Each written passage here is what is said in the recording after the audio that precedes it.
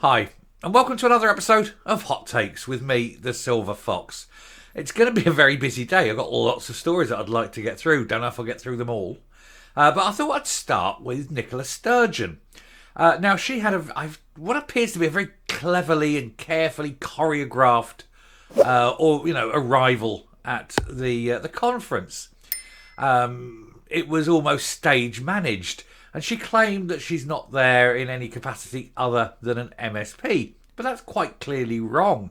It's almost as though she's trying to slowly reintroduce herself to society, trying to put herself forward as a wise old head rather than, the leader of a corrupt and dangerous and divisive party of hate. Who knows if it'll work? But, she turns up there. She was asked if she would overshadow Humza Yousaf. I was very careful with her answer. We'll go through these answers. She did deny that she'd been talked to again by the police. And then there was lots of other things. And if you go by that old adage about politicians, when you ask them a yes or no answer, if the first word out of their head isn't yes, then the answer's no. And there was a couple of them. So we will look at it. We'll look at the very weird way in which she answered some of the questions and what these things probably mean. Anyway, we'll have a look now. Here goes. So, Nicola Sturgeon has not spoken to police since her arrest, as she overshadows Humza Yousaf at SNP conference. Now, it's supposed to be his conference, supposed to be his big time to shine. It's his first conference as leader. And as soon as she walks in the room, everybody went straight to her, and nobody wants to speak to him. Well, we know why. It's because he's a bloody moron, and nothing he says is of any importance, is it? Anyway, the former First Minister was applauded by delegates as she showed up at the SNP conference in Aberdeen, but claimed that she was not overshadowing her successor, Humza Yousaf. But that's quite clearly incorrect. She totally was. She totally dominated the room. Anyway, Nicola Sturgeon claimed she'd not spoken to police since her arrest by officers investigating the finances, and she insisted that her visit to the conference was not overshadowing Humza Yousaf, despite receiving a rapturous reception from delegates, because they all would rather have her as leader than him, because under her they weren't failing. Well, they weren't failing while she was there, but I think she maybe saw the writing on the wall, perhaps. Who knows? That could have been one of the reasons, of course, that she ran for the hills. The former First Minister spent a number of minutes hugging supporters and shaking hands as she made her presence in Aberdeen very well known. There was a lot of look at me, wasn't there? Some were even in tears as she communicated with them. I certainly would be, but not for the same reasons, I suspect.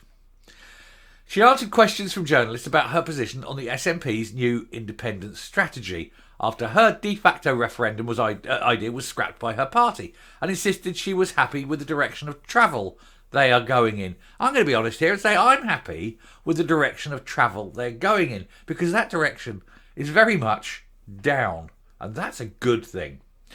She said she supported the majority of seats plan unequivocally, which is very odd because it's something she's previously rejected. Oh, how times change. Miss Sturgeon swiftly said no when she'd asked whether she'd been spoken to by detectives again since her arrest back in June in relation to Operation Branchform. See, they can do it. They can go no and answer a question. And when they say no, then the answer's no. I believe her. I believe that she wasn't. She said no. She didn't go, well, actually, there is this internet. In that case, it's yes, But she said no, so you believe her. Cops are looking at the potential embezzlement, blah, blah, blah, blah. We know all that, 600k. She also denied that she was overshadowing Mr. Yousaf, despite the furore surrounding her arrival and the applause she received. She said, I've been watching from afar, not afar enough for most people, I think. This is certainly not far enough for Mr. Humza. Yeah. Mr. Yousaf, I meant to say there. God help us. She said, this is a very different conference experience for me than the ones I've been used to. No, because she's used to bloody Nuremberg rallies, isn't she? I think that Humza is doing a fantastic job as leader and the party, leader of the party and as First Minister. Has she not been paying attention? In a tightly controlled press huddle, she also responded to the SNP's crushing defeat in Rutherglen and Hamilton West, where they lost to Labour with 20% swing. And it was joyous, wasn't it? I'm sitting there that Friday morning. I couldn't contain myself with joy. She said, I think that what the party is doing and what the party needs to do is to remember and remind people why we won so many elections in the past almost 20 years now. Well, I can sum that up. For the nearly past 20 years, Humza Yousaf has not been in charge. I think that's probably the nub of the matter, isn't it? Asked if she'd become a liability to the party after Mr Yousaf suggested the police probe was brought up numerous times on the doorsteps of South Lanarkshire. Now, this is another yes or no question. What does she say? Does she say no, like she did before? No, she doesn't. She says, she rushed to defend her record. She said, I am no longer the leader of the SNP. Humza is more than capable of speaking for himself. I am a leader. It's fair to say I was a leader with a fair bit of electoral success under my belt, and I look forward to seeing the SNP's future electoral success. And so the answer was not no. Are you a liability? She didn't say no. She went into a long, winding speech about how great Humza Yousaf is. So that means, yes.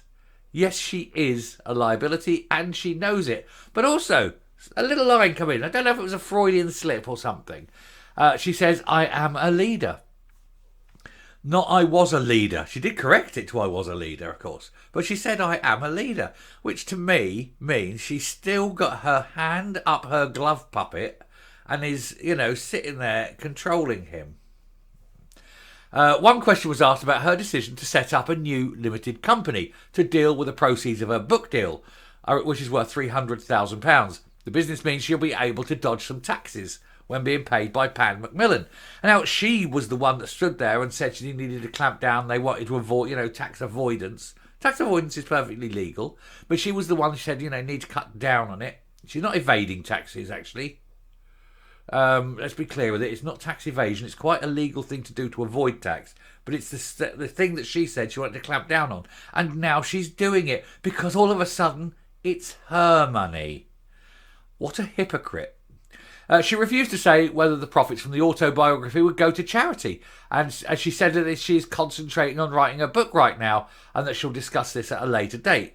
Again, not, where there's a yes or no answer, it's not a yes. Will it go to charity? She didn't say yes, which means no. No, it won't. It will go into Nicola's bank account. Every single penny of it. Nobody's getting nothing. She's made her stash. She's got her cash. And nobody's getting hold of any of it. That's basically where she is. She was compared to Liz Truss by one journalist. I think that's unfair. She was there a long time, unlike Liz Truss. But anyway, and that was due to her appearance at the Tory conference overshadowing Rishi Sunak. But described this comparison as ridiculous. And it is a ridiculous comparison. For all her faults, Sturgeon was there a long time. She was an excellent politician. Didn't agree with any of her policies. Didn't like her as a person.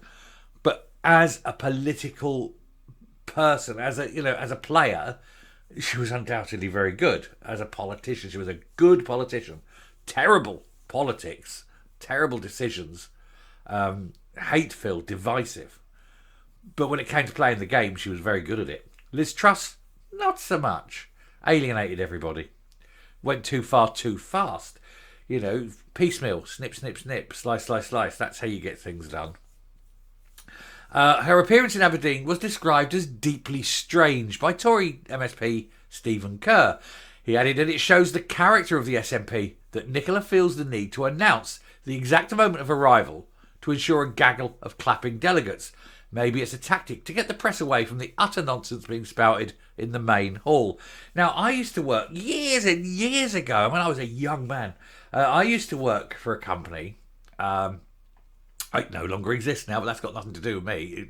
It went under maybe 15 years after I left.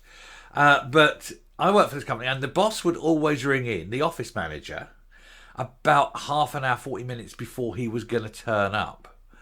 Because he wanted people to know that he was coming, so that when he walked in, everyone was aware, and everything was nice, and everything was neat, and everyone was working away hard. And it was a power play, and I met him years later and I asked about it, and he said, it's a power play. It said, always let them know you're coming. That way it puts the fear of God into them. Like, yeah, the boss is coming kind of thing. It engenders that. And that's exactly what she's done. I'll be there. Make sure the press are there. Make sure there's people there to get, And it's a power play. True and simple. That's all it is. But again, that's politicking. And I said she's very good at it. And so, yeah, she turns up and everyone's there. And, oh, it's Queen Nick. She's come to save us from that moron on the stage. The little Egypt from Pollock, The Pillar Pollock. She is absolutely the only one that can save the party. But, of course, it's all far too late for that. And that's in their mind, And so they have to be putting up with Dumza. And they don't like it. And, of course, she turns up and they're all reminded of the good times. How sad. Anyway, I shall round off there and I shall come up. All right, there you go then. A very strange arrival, a very strange day. She claims she's not overshadowing Humza Yousaf, and yet she arranges for all the press and everyone, this little gaggle of coterie of hangers-on and kiss-asses to be there, ready for when she arrives. And everyone's praising the great Messiah as she comes in. And then, of course, there's the question about, will you be giving your money to charity, the profits he booked to charity? And I think it's quite clear that no, she won't. Not surprising.